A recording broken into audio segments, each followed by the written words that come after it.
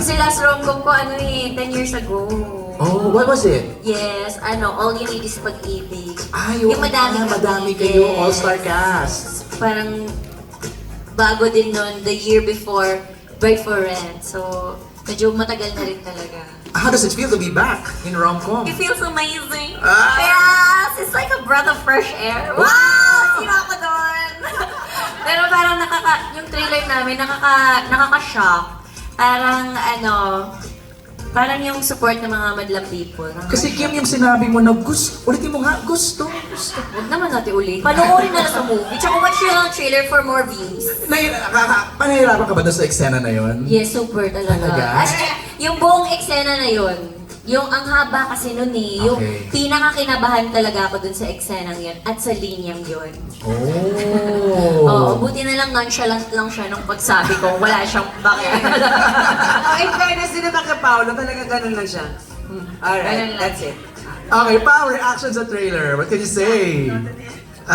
Actually, ang daming parts ng pelikula na sobrang exciting panoorin and nagulat ako na may mga nilagay dito. So, sobrang bitin pa. Kumbaga, naiisip ko yung mga shoot namin, mga eksena. Napakarami pang magpapatawa, magpapakilig, and magpapagulat sa mga viewers natin. So, kung nagustuhan niyo yung trailer, 100% mas magugustuhan niyo po yung pelikula. Okay, okay. Mahaba kasi yun, Okay. like 3 paragraphs yun, di ba? Direk? Okay. Ang haba nung 3 page yun. Lahat Okay. ng gusto ni Sari. Karamihan doon, gusto ko rin naman. Like, Abangan nyo, hindi lang yung mismong salitang yon na tutut, pero karamihan talaga. Parang totoo talaga siya. even that real Kim? Even the real Kim, natamaan din siya. Oh. Kaya ayoko siyang basahin ng paulit-ulit. Kasi ayoko siya. Umiyak bigla eh. Okay. For Kim Chiu and Paolo Abilino, this is your first movie after the success of your teleseries. Is there any pressure on your part na sana kung ano yung support ng Kim Pao fans sa mga teleserye nyo, ay ganun din ang maging suporta sa first movie nyo together? Pao? Yes, kaya lang. Of course, there's immense pressure. Medyo iba rin po kasi pag gumagawa ng pelikula. Of course, you have to, kailangan nyo itong ibenta. Kailangan may bumibili ng tickets sa mga sinihan. So, ibang kalakaran. Ibang kalakaran siya. Ito na, ang ginawa na lang namin, parang trinay na lang namin pagandahin yung material and of course, pati yung performance namin para maiba siya sa mga past na ginawa namin and also para may bagong mapapanood sa amin maliban sa mga napanood na nila sa TV and sa mga streaming platforms. You wanna add, Kim? Siyempre nakaka-pressure kasi yung ginawa namin, yun na nga, streaming platforms lang siya. And this time, medyo mahirap kasi manonood ng sine, kailangan mong papuntahin yung mga tao, kailangan mong gumastos sila ng pamasahe or ang laki ng gagastos para manood ng pelikula. Kaya sobrang kinakabahan, of course, and sobrang nanginginig na sana, Lord, sana supportahan siya ng mga tao. Kaya tinodo na namin sa movie na, Hoy!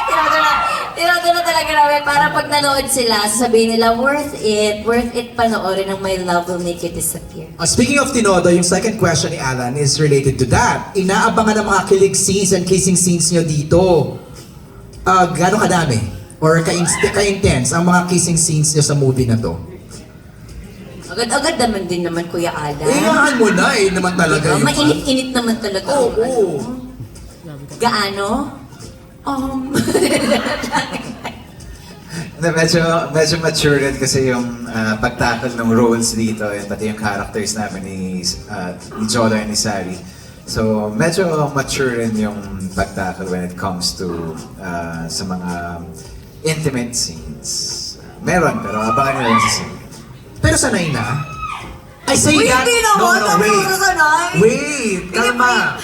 I say that na parang comfortable na kasi you've done it. In Linlang, di ba? Nag-kiss din naman kayo sa What's Wrong with Secretary Kim.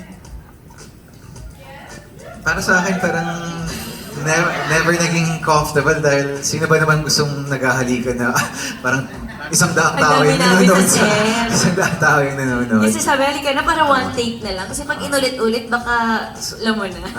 So minsan sinasabi ko na lang kay Kim, Kim, rehearse muna tayo bago tayo. Ay! Oy! Teka. Teka Kaya lang. pala lagi kayo nasa tent, no? Nag-rehearse pala kayo. Grabe. As much as possible, Kaya pala, bawal pumasok doon, tent nila. Pinapractice lang namin kung sino yung gaganon. Charot lang, hindi.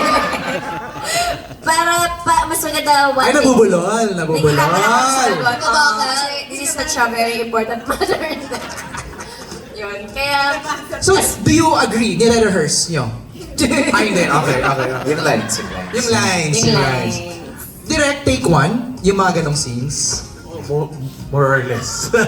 Take one. Meron dun na... Isa lang kasi pag ulit-ulit baka kami na. Nakakaloka yung mga kami na. Okay. Next is from... Mo magsasabi ng chemistry. Describe it lang. Ikaw, from your point of view. From, grabe naman yung basihan niya na from PBB.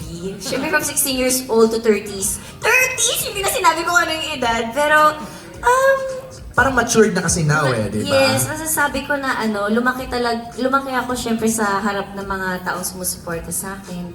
And napanood nila yung nakailang love team na. Pangatlo na rin to. Per decade, kasi ako nagla-love team. So, per decade din yung experience from puppy love to, di ba? So, yung experience ng genre ng pelikula ay per decade din. So, last na ba to? Yeah, so yung experience ng kilig ay Na-master mo na. nasa 18s, 20s, and 30s. So, yes, amazing. So, last mo na nga to. Pwede pa naman ako mag-lapin ng 40s. Uy, sobrang nawag naman na sana. Thank you, Kim. For Direct Chat, mula pa rin kay Jeffrey, kay Jeff, what's the secret ingredient for this film for Kim Pao? Kim Pao. Sila ang secret ingredient ng pelikula. Sila mismo. Hindi ako. Pero Kim were Pao. there Ano daw ang Pao din? adjustments? Were there adjustments from the series Yes. to the film? Well, in terms of yung kung paano sila mag-work together, the same naman. And kung paano kami yung dynamics namin tatlo. Pero in terms of, yun nga, kasi syempre itong story na to, it's a rom-com but mature. So, iba yung atake namin dito ng tatlo. Hoy, that's true ha. Iba yung kilig ng 20s sa kilig Yes. ng 30s ha. Oo.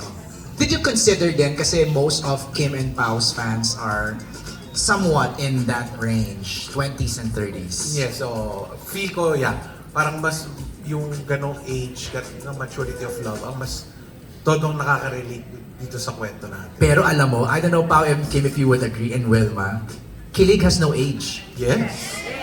Di ba?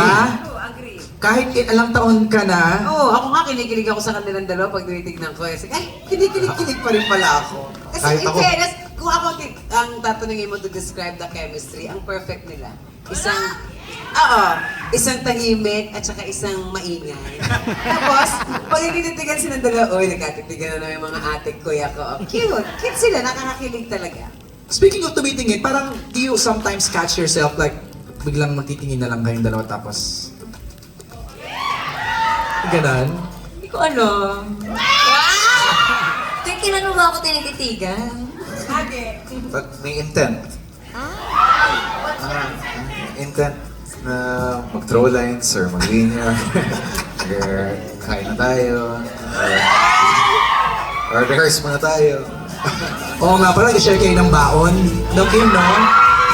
Adjust baon eh, no? Di ba? Grabe yung adjust mo. O, 3 kasi yung ulam ko. Wow! Dami ulam. Yung isa doon, pwede niyang kainin. Para sa kanya talaga, ni-ready mo talaga. Sige na nga. Okay,